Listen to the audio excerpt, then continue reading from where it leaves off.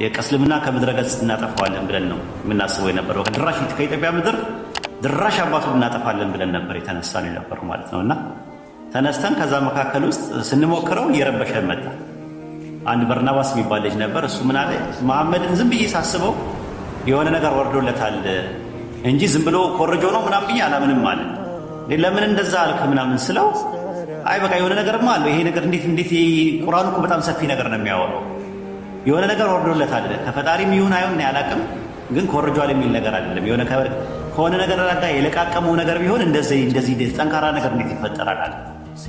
በዘመናት መካከል እስልምናን ለማጥፋት ከውስጥ የመናፍቃን ስራ ከውጭም የኩፋሮች ስራ በተጠናከረ ሁኔታ ተሰርቷል። ግን 1400 ዓመት ተሻግሮ መጥቷል። ቁርአን የአምላካችን ያላህ ቃል በሱረቱ ፉሲላት ምዕራፍ 41 ላይ ሲናገር አሸናፊ መጽሐፍ በመጣላቸው ጊዜ ነው የሚለው። አሸናፊ መጽሐፍ ነው የሚለው። እስቲ ሁላችሁም ጻፉልኝ፣ አሸናፊ መጽሐፍ ብላችሁ ጻፉልኝ። አሸናፊ መጽሐፍ ቁርአን እውነት ነው። የሰዎችን ልቦች ማሸነፍ የሚችል አሸንፎ ማርኮ ማስቀረት የሚችል ብቸኛው መጽሐፍ ነው በዓለማችን ላይ። ሊዋጉት የመጡትን ሰዎች በአጠቃላይ አሸንፎ የሚያስቀር መጽሐፍ ነው። አሸናፊ መጽሐፍ ብላችሁ ጻፉልኝ። በአላህ አሸናፊ መጽሐፍ ማሸነፍ ይችላል።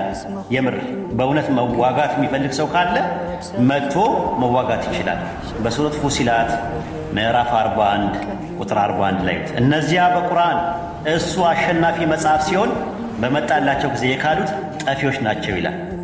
አሸናፊ መጽሐፍ የሚያሸንፍ ነው። የሰው ልጆችን ልብ መማረክ የሚችል ነው።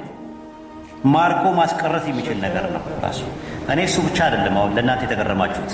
ኢንሻአላህ እውነት አንድ ሰው ውስጡና ውጪው አንድ አይነት አይደለም። እኔ ውስጤና ውጪ አንድ አይነት አልነበረም። እስልምናን እሳደባለሁ፣ እቃወማለሁ። ውስጤ ግን ሌላ ነው። የእስልምና እውነት እየገባኝ ነው። እያወቅኩኝ ነው ሳጠፋ የነበረው። መጨረሻ ላይ ውጪና ውስጤ ሲጋጭብኝ ነው ወደ እስልምና የመጣሁት።